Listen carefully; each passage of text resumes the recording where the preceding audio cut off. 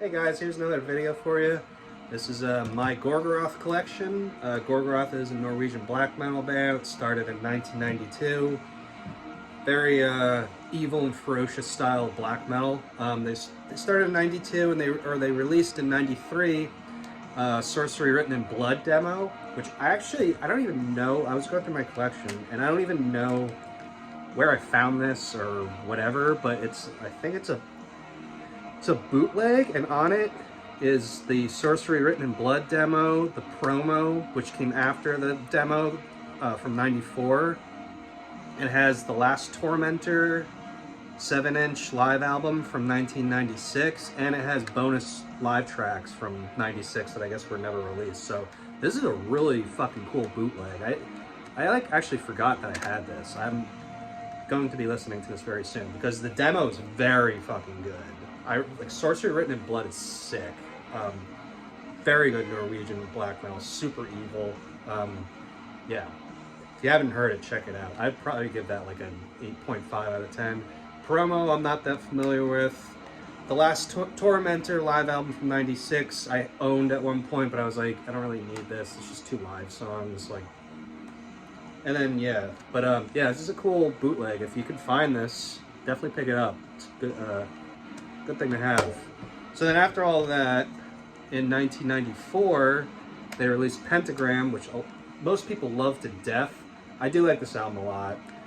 Production is like nasty as shit, man. I mean, like it's just so like thick and evil and primitive as fuck. It's a very short album. It's only like 32 minutes, but yeah, man, there's some fucking good songs on here. Crushing the Scepter, Big Gravel's Knot, Ritual, Manaskegan's Slave, Under the Pagan Megalith. I like how the drumming is super simple and not complicated, and the riffs are just very, I don't know if I want to say minimalistic, but very, like, just in-your-face pummeling. Yeah, it's a great album. I would give this 8.5. After that, in 96, they released Antichrist, which is an odd album because it's only like 6 songs in 26 minutes or 25 minutes. So it feels more like an EP, but I guess it's technically a full length. I don't know, whatever. But yeah, this album has Frost on it, which is really cool. It plays drums, and of course some Furnace and a couple other people. There's some good songs on here. Big Trollot's Heaven, Gorgoroth, Possessed by Satan. Heaven's Fall is like an instrumental. It's like, it's okay. And then the last song is like super slow, kind of like Dark Throne. It's a good album. It's short. It's kind of just passes by. I don't know. It's not like amazing, but it's a good album. I'd probably give this, yeah, I'd give this like a 7. It's good, but you know. And then after that, Under the Sign of Hell came out in 1997. This is like most people's favorite album. I gotta tell you, every time I listen to this, the production is just, I can't stand it. It's too like, I think it's like the drumming production is just so obnoxious, like the snare drum. I'm not that crazy about the vocals either, although like when he does stuff like Prophet and Zappenbaring and Bloodstains the Circle, those are my 2 favorite songs. Like when he does those weird, almost like Attila kind of vocals, those are pretty cool, but it's like screeching shit, I'm not, it's not bad, but it's not my preferred style. But yeah, and again, another short album. There's some good songs on here. It's just not my favorite. Again, I can't stand the drumming production. It reminds me of like the drumming production on Natastid by Take. I just can't stand it. It's so annoying. But anyway, yeah, it's a pretty good album. Yeah, it's like a 7.5 out of 10. And then after that, in 1998, was Destroyer. Now this is a great, most people don't even like this album because, I get it, it's kind of inconsistent because there's like 9 million members that play on here. They're all like different people, like on guitar, bass, drums, like Frost is on one track, Gall is on the opening track, like Infernus plays drums on the 5th track, which is so random, but I really, really like this album. It's raw as fuck, but like first song, Destroyer, is just an awesome, catchy tune. Open the Gates is like super atmospheric, cool double bassing in there.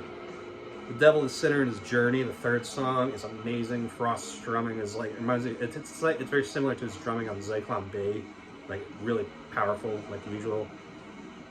Yeah, and then like the fifth song, Pa Slagmart Lang Nord, is awesome too. I love the groove in it. Blood Offer is cool, it's all noisy. And then the last song, The Virgin Born, is really cool too. Very slow, plodding track. I really love this album. Honestly, for Gorgoroth, I would probably give this a 9. There's not really a bad song on here, and it's really atmospheric too, which is cool. So then after that, in 2000, they released Incipit Satan. Again, another weird album.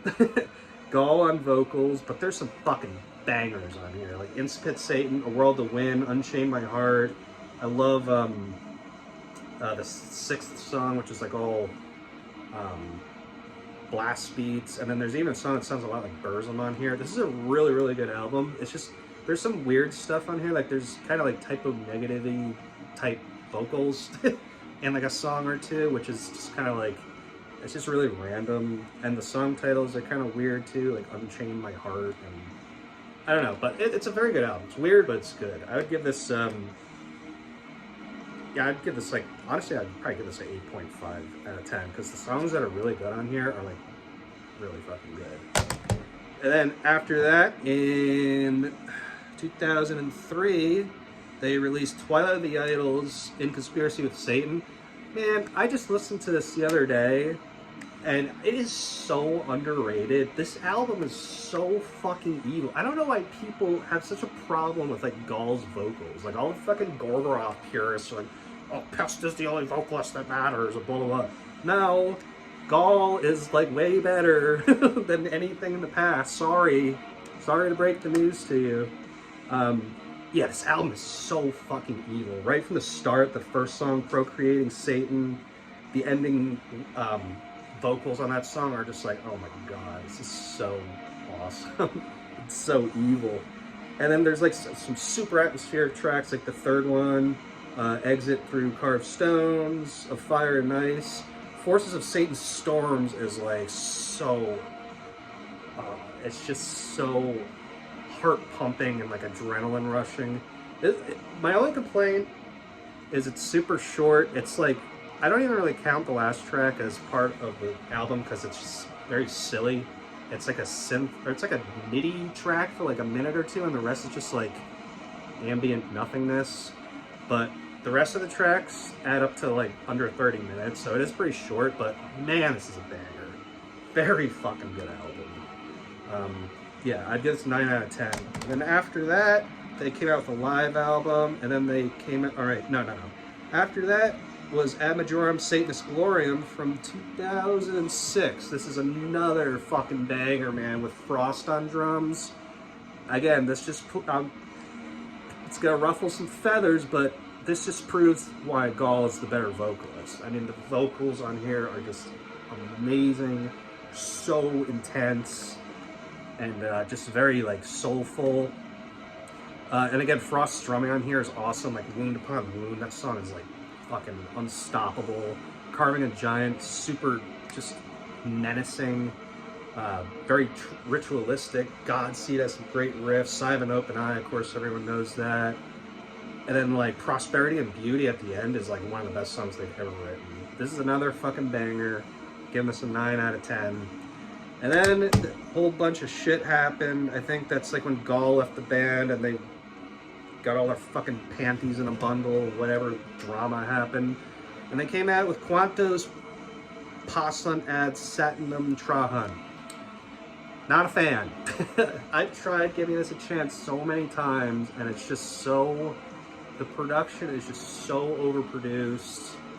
The vocals are not that great. It's just pretty boring songs. I know a lot of people really like this album, but it's not that great. I think like maybe the third song I liked. There was like a really cool riff in it, but otherwise, not a fan. Probably give it a 4 out of 10. After that, they re-recorded Under the Sign of Hell in 2011, which is shit. Don't listen to that. And then after that, in 2015, they released Instinctus Bestialis, which I just didn't get into. The vocals sucked. The music was just boring. They kind of just phoned it in, I feel like.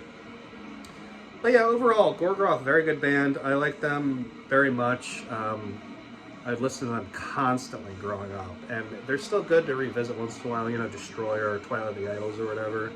So yeah, good band. Yeah. Hope you guys enjoyed it. I'll catch you next time.